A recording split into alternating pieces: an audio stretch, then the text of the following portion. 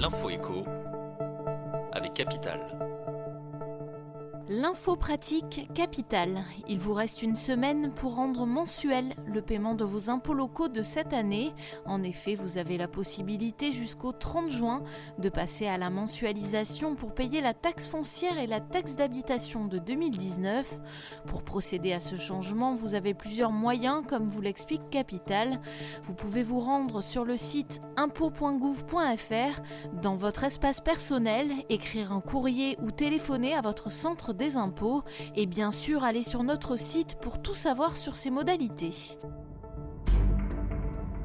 Le chiffre du jour, 3,1 millions, c'est le nombre de logements mal isolés classés F ou G lors du diagnostic de performance énergétique.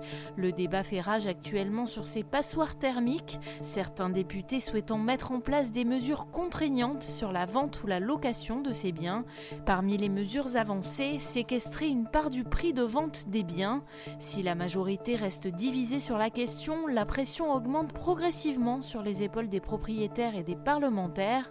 Les premiers débats à l'Assemblée risquent d'être animés. Le coup de gueule du jour est poussé par le maire d'Ivry en région parisienne. L'élu ne paiera pas entièrement le cachet du rappeur Fianso en concert dans la ville samedi dernier. La raison, la prestation décevante de l'artiste. Précisant que le rappeur n'a joué que 50 minutes au lieu d'1h30, le maire a décidé de diminuer son cachet de 10% car il n'a pas respecté son contrat.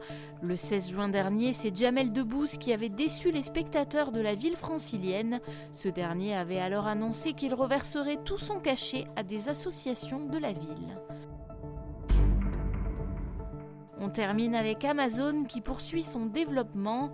La firme américaine vient d'acquérir 15 Boeing 737-800 supplémentaires pour son service Amazon Prime Air.